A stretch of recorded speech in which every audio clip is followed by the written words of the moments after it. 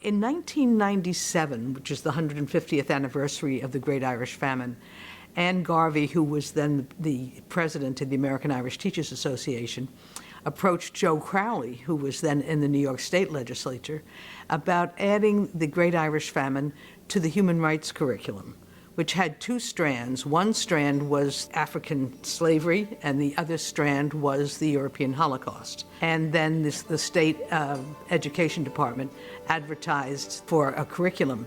And I put in for it, not thinking I would get it at all, and we got it.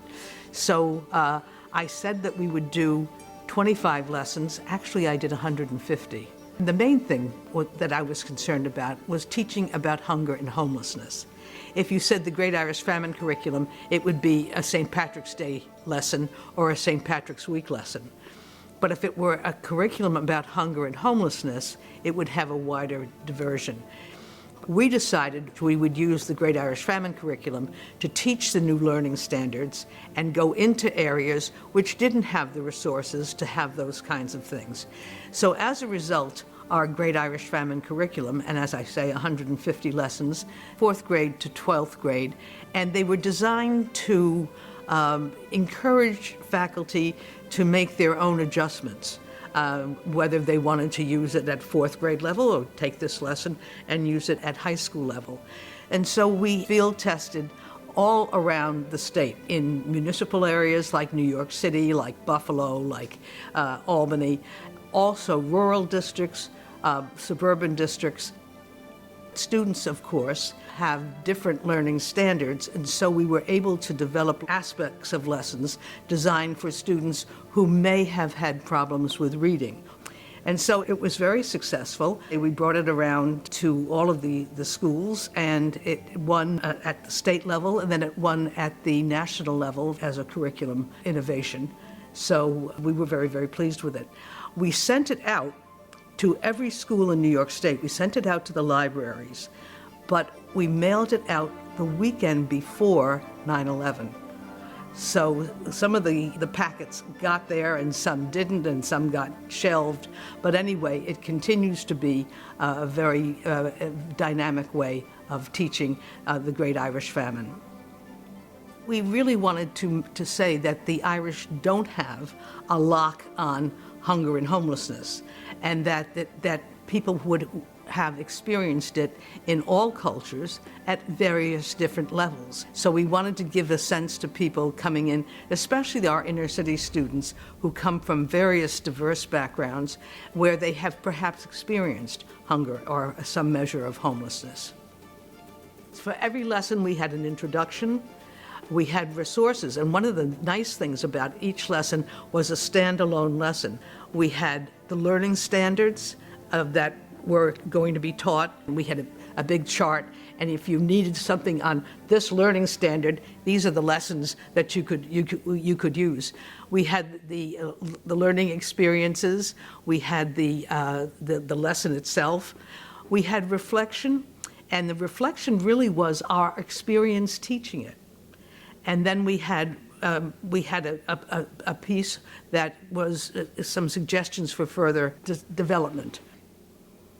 And that also often came out of our experience actually teaching it on the road.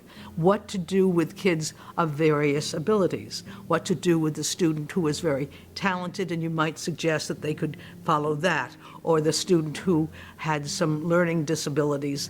What we found actually is that it was possible for students to be able to talk about a lesson, but were not able to read the things. So what I did was write edited versions of some of the readings so that made it more accessible. Of course, the great interest was the famine. Was it an act of God, or was it a human responsibility? And so we had the students look at primary source documents, and then they had a debate. And this is not mine, this was Alan Singer and Mike Pizzone, a very gifted teacher. They had what they call a democratic dialogue, and it is the two sides line up. When you speak, you have your chance, and then everybody else has to speak.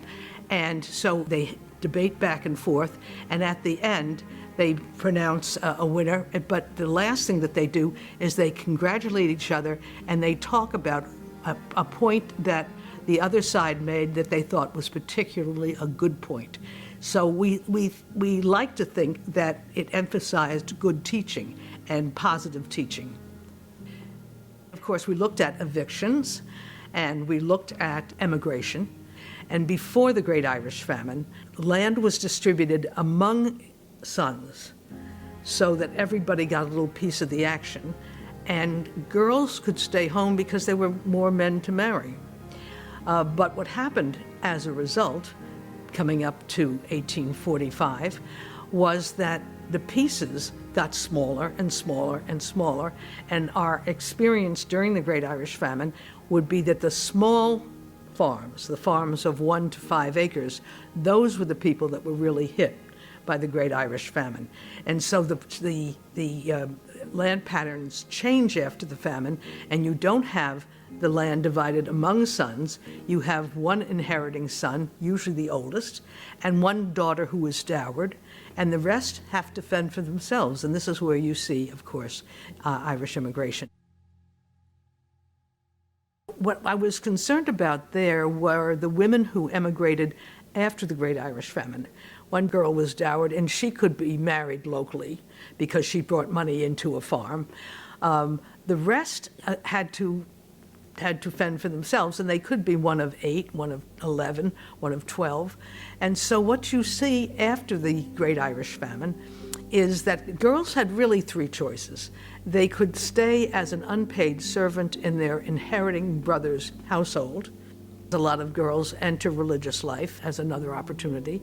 And then, of course, there was immigration. And the immigration went largely from the western counties and the Irish-speaking areas.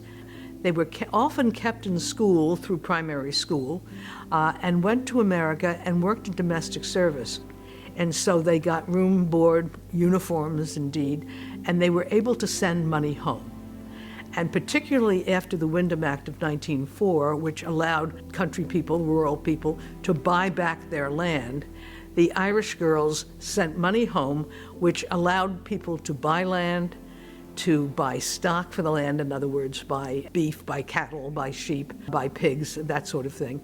It allowed them to help with the education of younger siblings, and it also allowed them to bring out another generation of siblings. Working as they did in domestic service, it also gave them an opportunity not only to send money home, but it also gave them money to help support their local parishes. Their usual night off was the night of various women's parish activities. It gave them money as well to be involved in Irish nationalist organizations like the Ladies' Land League. And it also gave them, and I think this is very important, it made them aware of the importance of education. And what you see there is often second-generation women becoming teachers. And I think for many of these Irish girls working in middle-class households, they saw the importance of education. They valued education. They were, of course, English speakers at the loss of the Irish language. But it happened that they had this opportunity when they went to America, working first, the first generation in domestic service. The mission of Our Lady of the Rosary for the protection of Irish immigrant girls. Now, Charlotte Grace O'Brien, born in 1845, was a daughter of William Smith O'Brien. And William Smith O'Brien was sentenced first to be hanged and then later transportation to Van Diemen's Land for his part in the 1848 rebellion. And one of the things he wrote to his daughter, who became the mother of Stephen Gwen, he said, "All of my children should make themselves useful." And certainly Charlotte Grace made herself useful in 3 ways for immigrants. She was a woman of letters first, and then she got very interested in immigration. In the first place, she was a land leaguer, by the way, but she felt that the land league did not look after people who had no property. So the landless agricultural laborer was not protected really by the Land League, and she felt that that was a fault. She was interested in people emigrating from Queenstown, now Cove, C-O-B-H, because when they got to Queenstown, they often had to wait a day or two to board their liner, and the local landlords took advantage of them. So Charlotte Grace O'Brien decided she'd do something about it, so she started the O'Brien Home for Emigrants, for 102 immigrants, at number 7 The Beach, the site of the old Royal Yacht Club, and she opened it to immigrants who were arriving. The local landlords really didn't like her at all.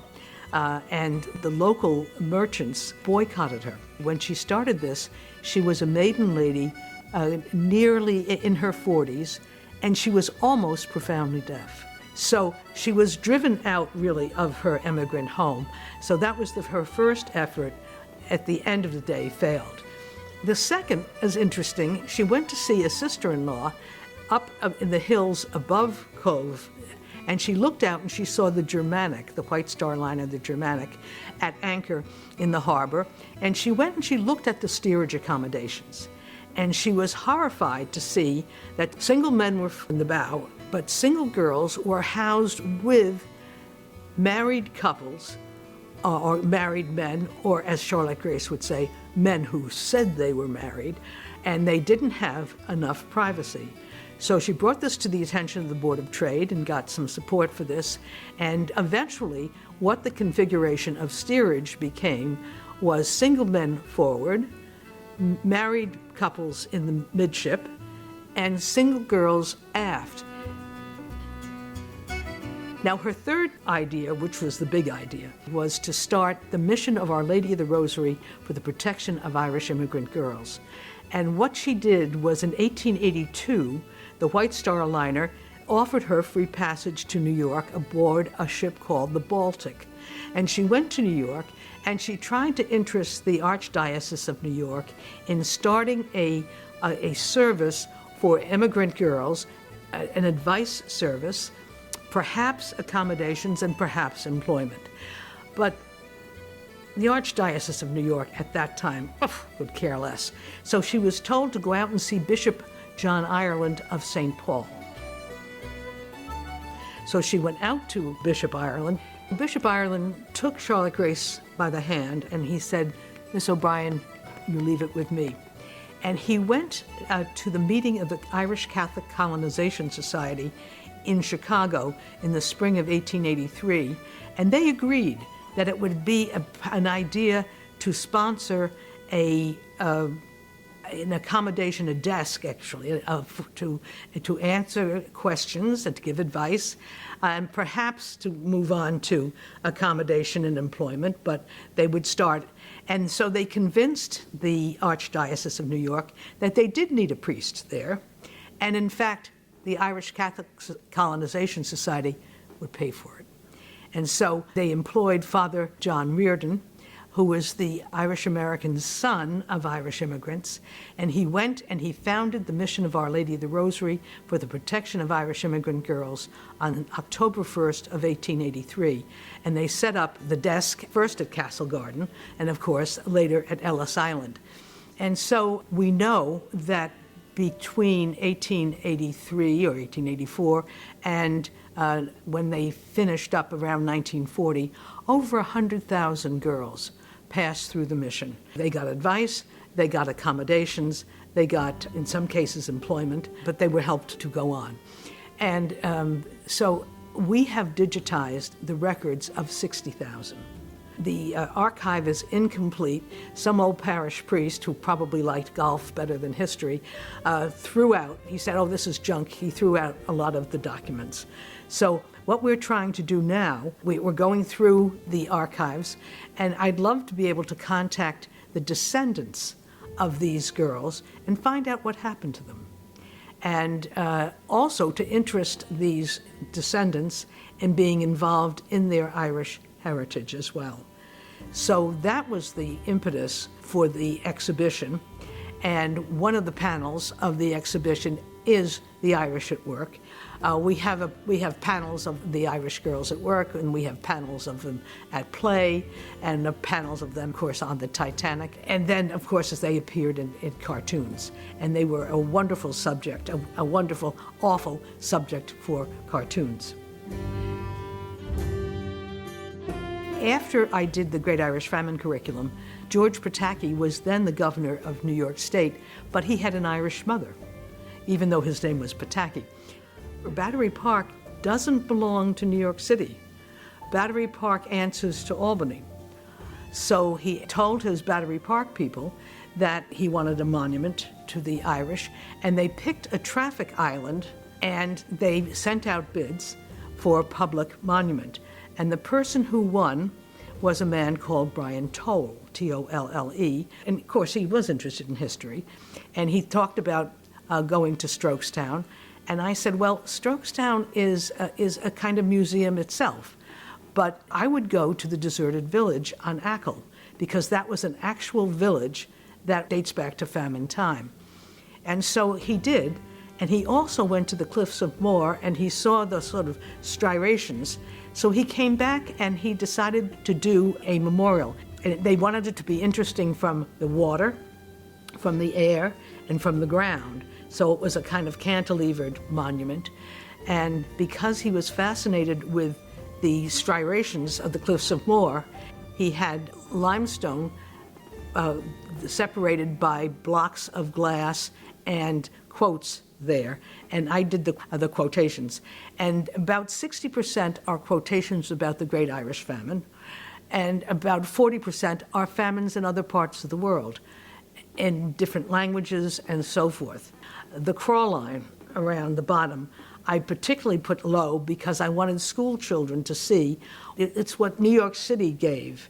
And it had, boys from an orphan school, $1.62 in pennies, and the wardens at Sing Sing giving money and so forth. So that was our plan. So you walk through into a cottage, and the cottage was Brian Tolle's partner, Brian Klein's family from Addymass, County Mayo, and we took that cottage apart stone by stone, and brought it over. And it was on pallets during 9/11. I mean, 9/11 was right down where we could see it. And in fact, they were working on the site in 9/11, and we were evacuated from the site at that point.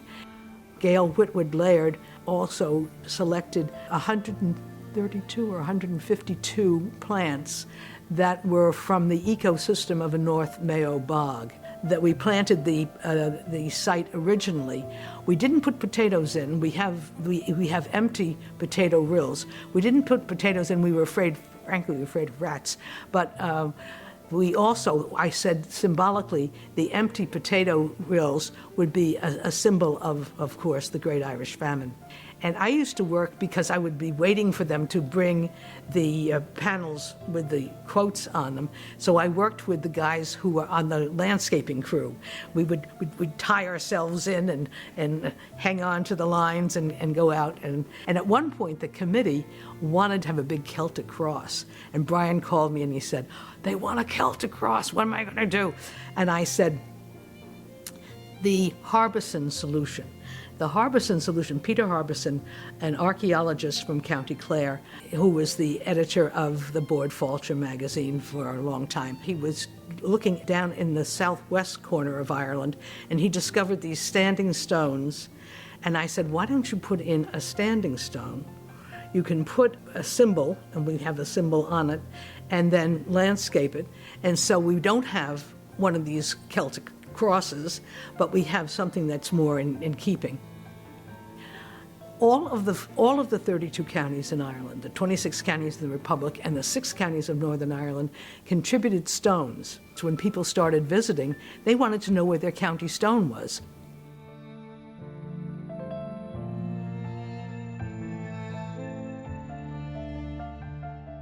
Asenath Nicolson was an American woman. She was trained as a teacher. She was from Vermont. She was an abolitionist. So Nicolson was a friend. She ran a temperance boarding house. She was a disciple of Sylvester Graham of the Graham Cracker. And so she ran a temperance boarding house, no meat, just vegetables, vegetarianism. And when she ran her temperance boarding house, she also worked down in the Five Points. And she saw the Irish, and she said her father used to always say, the Irish are suffering people, and when they come to your door, never send them empty away. So she helped out. Her husband died, and she was widowed in 1844, and went to Ireland and walked around Ireland and left an account called Ireland's Welcome to the Stranger. And she walked. She wore Indian rubber boots, what she called a polka coat, which would be like a car coat, a bonnet, spectacles when she didn't lose the spectacles. She had a huge black bearskin muff from which she produced tracts, religious tracts, and hymnals, and she sang hymns. And she complained that people stared at her. Well, you can imagine. So she walked all around, and she wrote this book at the beginning of the Irish famine to really kind of explain why it was the famine happened. And during the famine, she went back in and she spent the famine years, 1847, 1848, that terrible winter, she spent in Mayo working in a kind of one-woman soup kitchen. And I always tell my students when I talk about Nicolson, Nicolson said, I can't save everybody, but I can save someone. And I said, if we can all adopt that, we can't save everyone, but we can do something for someone. And that should be our approach. So most of that spring, she was in Dublin, and then she worked really in Mayo during the terrible winter of 1847, 1848. And then she comes back to the United States, and then she died in New Jersey. But as I say, she's a great example of someone who, as I say, did her best, and she's left the most remarkable story about the Great Irish Famine. Her account of during the famine is very, very important.